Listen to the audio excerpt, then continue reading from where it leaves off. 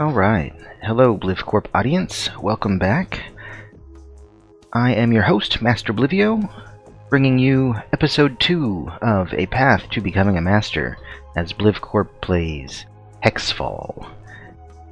This game is a hexagon tile matching game, but there are some emergent features that really give it a second level of gameplay, and even a third level in some ways. Yeah, so where we left off, we had built a master grid and then made these diamonds. Our goal now is to rebuild the master grid. So very quickly here, I'm going to make a bunch of circles out of these colored tiles, and we'll create more stars and refill the master grid.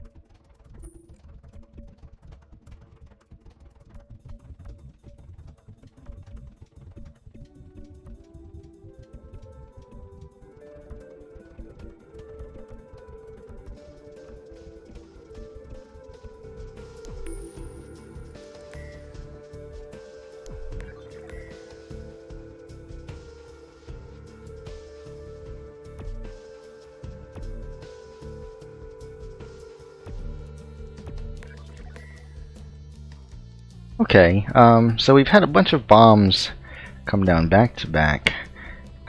Hexic didn't really do that very often. I think the programming of this game is just a little more random, which allows for quite a lot more bombs in sequence than should be normally had.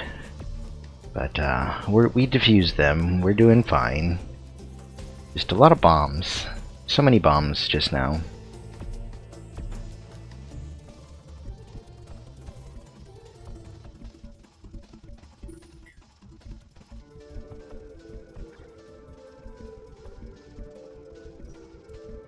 Okay, so the master grid is rebuilt, and we still have the 2 diamonds. I'm just going to store these guys here on the bottom of the map. Don't really have much need for them at the moment.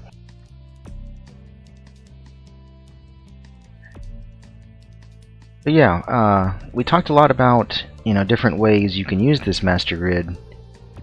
I've made a lot of promises to show you more techniques and stuff to get you at master level yourself. There are a lot of different exercises you can do while playing this game. You could always challenge yourself to do various things, like, say if I wanted to play with the point of getting the most of these gray stars on the game board as I could fit, then I could just keep cramming these stars down here and filling up as many stars as I can fit, which would be interesting. That's one way to play the game. Possibly you can say, let me get as many of these diamonds on the game board as I can get. Other suggestions might be, just let me see how many red pieces I can save on the board, and just fill up the board with as many red pieces as the game will allow.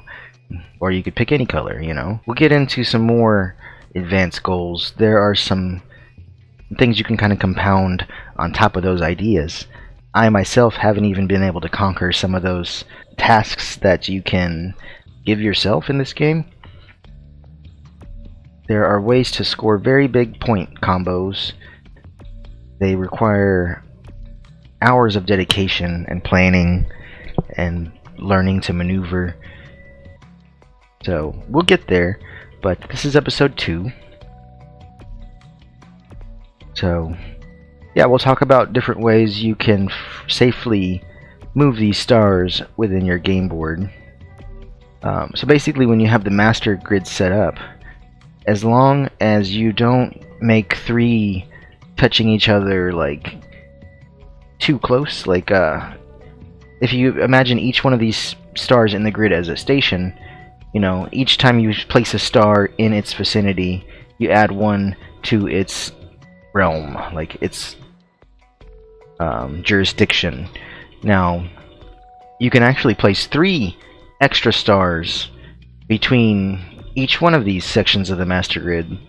Like this particular bottom section, I can have another one where this green one is, and then I can freely spin that without too much consequence. Now, if I were to do that same thing and make a little Y stars over here, then I would not be able to freely spin these anymore because they would interact with each other. So what I'm going to do now is just kind of fill up a lot of stars on the game board and talk about the different difficulties that arise when you increase your star density on this particular game.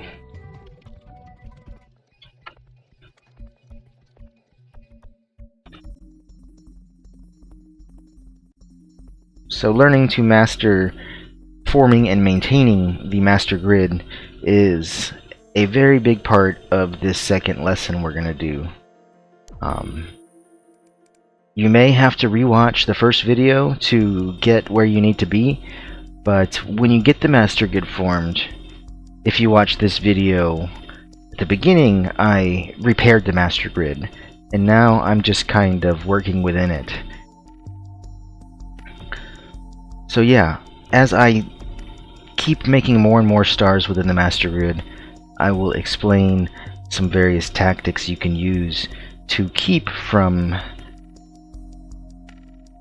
matching all your stars together and hurting your master grid with mistakes, essentially.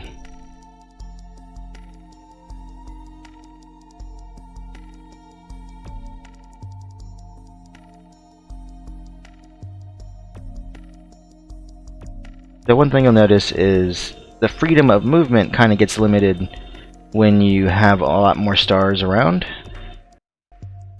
So a helpful tip is, as you create stars up top, to begin shuffling them lower on the game board out of the way of your play area.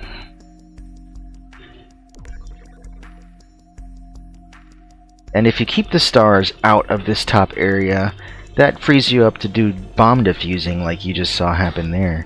If I had a bunch of stars populating the top part of the board, not only is there more restriction as to my maneuverability of these tiles, but there's also the situation where there are less tiles to be of the color you need them to be to defuse the bomb.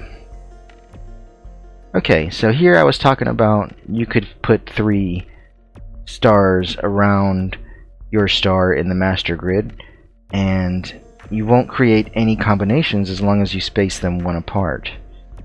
Now if I were to do this same pattern here and have a star here and here, then that would create a different situation.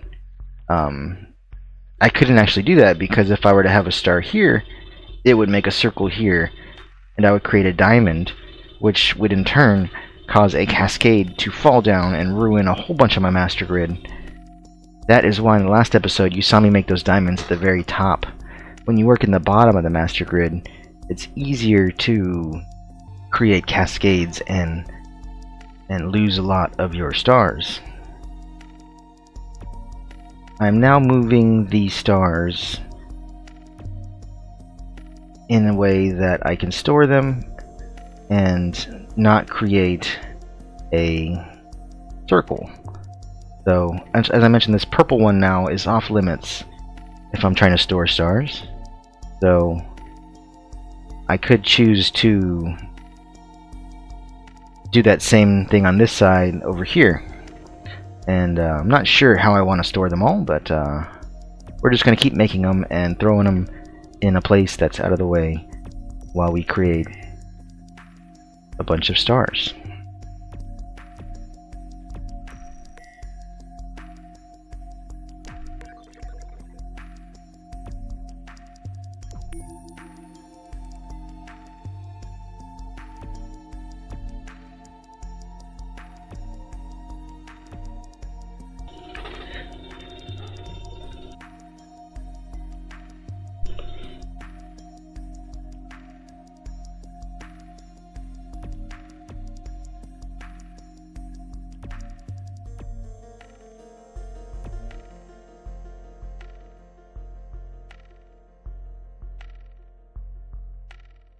Okay, so you may wonder, how do I get this star in the third spot down here? And it's a pretty easy answer. You know, you may be confused, like, which way do I move this? I don't want to lose any stars. But if you just stay centered on a star within your master grid, and you make sure that moving doesn't create any circles, like I couldn't move into this purple space here, but that's really the only off-limits maneuver, so I can actually spin this all I want and not create a combo.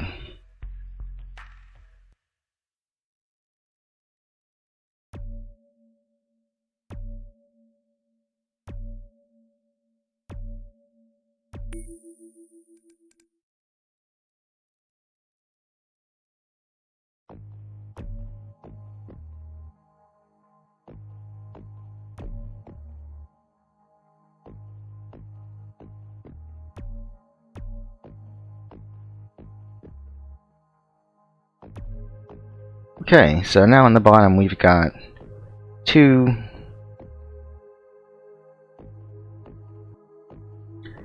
pretty full areas with stars.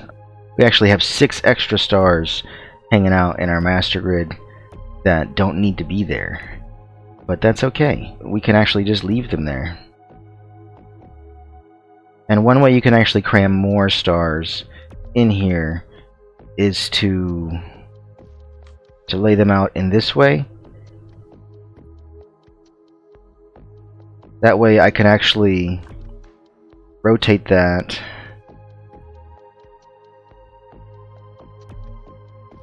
and let's see what we got going on here.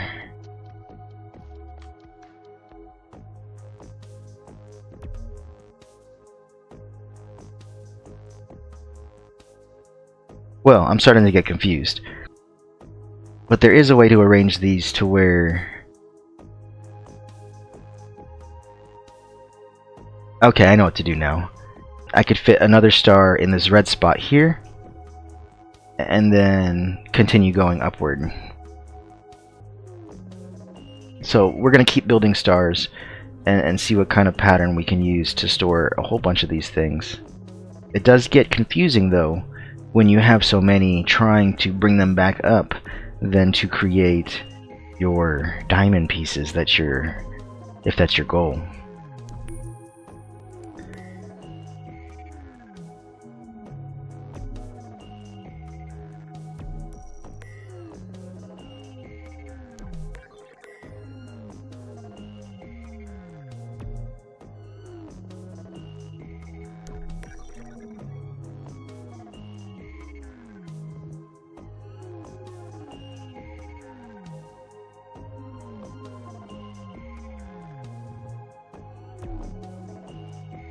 Okay, no, I can't get a piece to that red spot. If I were to try to maneuver it there, I would end up making a combination within this space somehow. But let's see.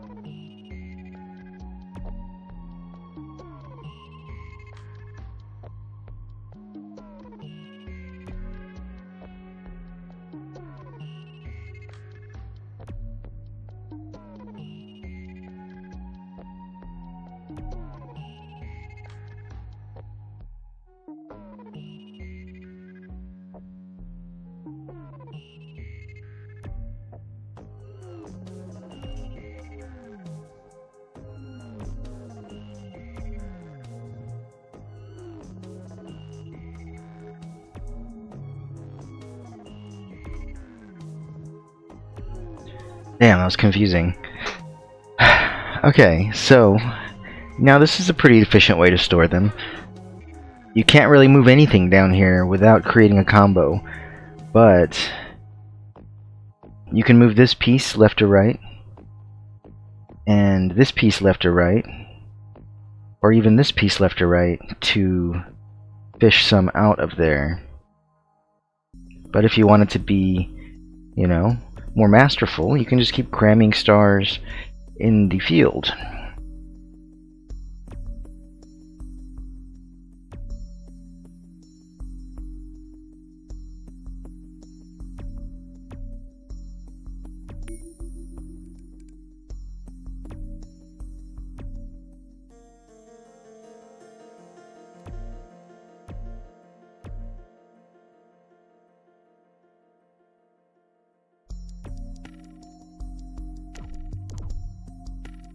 That was a mistake. I almost messed up, but luckily nothing happened there.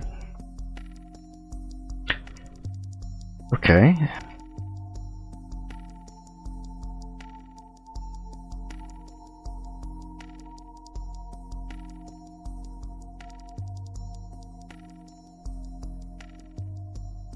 Well, I'm not really sure how I'm wanting to keep storing these, but we're going to keep making them, and I will have to come up with solutions as we go further. Now, interestingly, that kind of comes into play a kind of controversial theory I maintain that, you know, overpopulation isn't really too much of an issue in this day and age, because the more populated you get, the more minds you have to create solutions to accommodate the growing number of minds available, which then in turn just makes more and more minds to solve more and more problems that your group arrives at. Not everyone would agree with me there, but, you know, there's sound logic in that.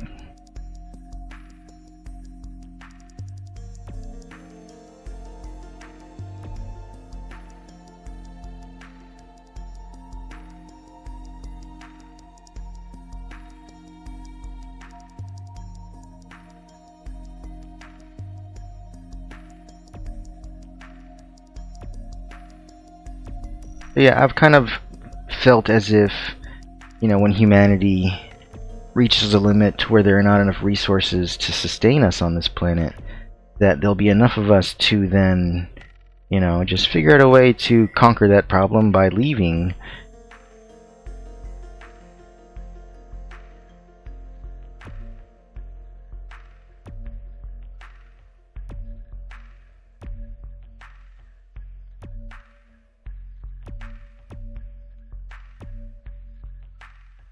Yeah, luckily that I have all these stars down here. I still had all the space to move those green pieces in the spot they needed to be, take care of this bomb. Like I said, that's one reason why you might want to move your stars to the bottom of the map.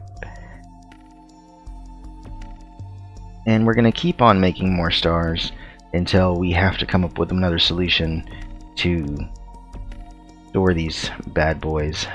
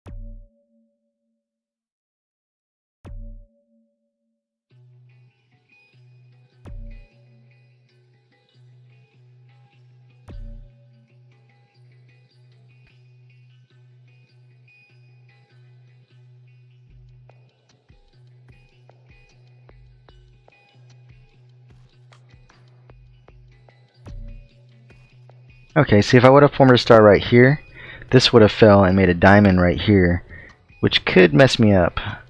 But that's another thing you're going to want to look out for when you start to get this many stars on your game board. And that's why I've begun moving to create a star on the left side rather than in the middle.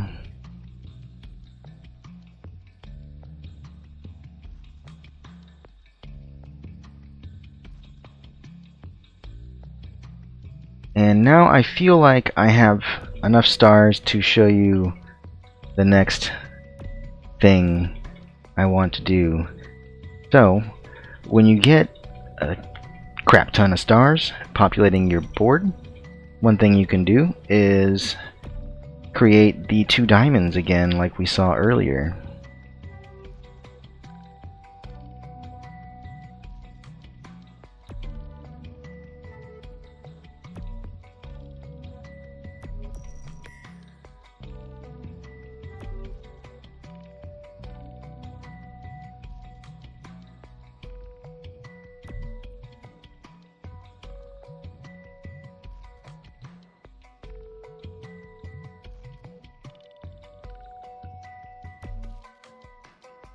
Okay, here goes a fancy trick we're gonna do.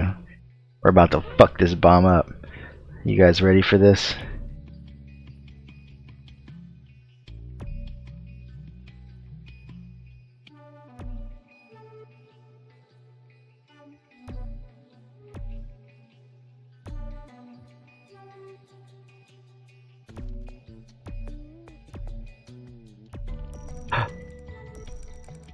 Fuck! It's okay. See that catastrophe we just created?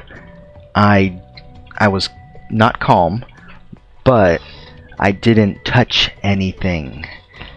So, we have this cool thing right over here. I'm just gonna tap that, and voila! Nothing happens. Beautiful. Beautiful lesson we learned there. So, I'm not perfect, as we all just saw, but we do have solutions to those kind of mistakes. Okay, so what happened was I rotated this counterclockwise, and it made these 3 pieces combine, which then got rid of all the orange pieces, but that's not what we wanted to do. Simple solution, move this clockwise, and now we won't do that. That won't happen.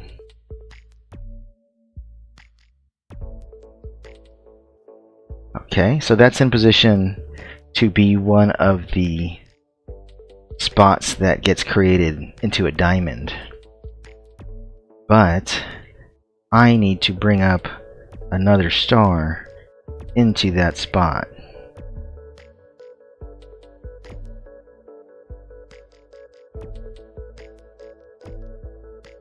There we go.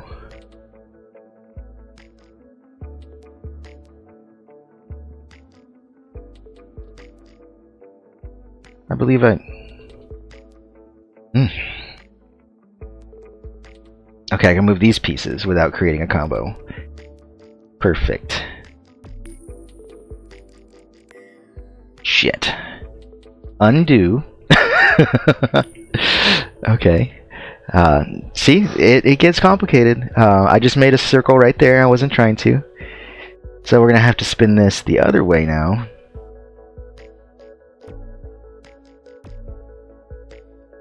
And are you ready? Bomb defusal. I'm about to turn that bitch into a diamond. Let's hit it. And then we had another diamond fall from the top because we made a diamond out of a diamond. So, one benefit to having that many friggin' stars all over the map, it's not just there so you can screw up and use all your redos. One thing you can do is, now I've made 2 diamonds, but I can still very quickly rebuild my grid.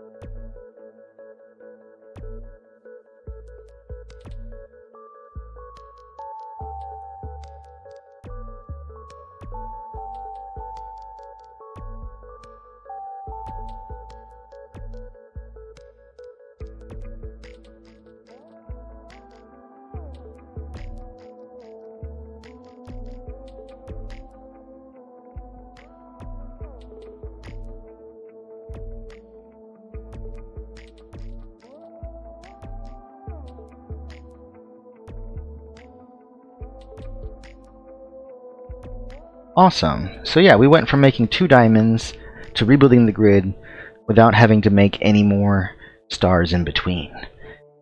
And we still got 3 stars left over. And now we have a total of 1, 2, 3, 4 diamonds on the game board. I'm making 2 diamonds at a time, which is pretty impressive. You can make just 1 diamond at a time, but I'm so badass that I consider that a mistake. Anyway, yeah. A lot of cool stuff happened there. Could keep going, but I feel like that's fun enough, you know. That was episode 2, and there's still plenty more to show you. We've just got 14,000, which is kind of a small score in comparison to the top scores on the leaderboards. But we're going to try what we can to eventually get that score a lot higher. And again, if you've liked what you've watched here, please give this a like on YouTube, on Facebook, follow me on Facebook, like on Facebook, subscribe on YouTube, follow me on Twitch. I haven't been on Twitch lately because I have no internet, so if you want to help me out there, you can send crypto over to BlivCorp. Where the fuck do I point my thumb? BlivCorp.crypto. Send all your crypto there, you know, if you're so generous, and I will take it to do things for BlivCorp. You can also, way at the bottom, go to streamlabs.com/masterblivio/tip and leave some money there. We take credit or debit and PayPal on that website. Interesting fact, I have purchased the domain blivcorp.com, so one of these days you'll see blivcorp.com up and running with all things BlivCorp available at your fingertips. That's it for now. Thank you for watching, and we will see you for the next episode where you follow the path to becoming a master.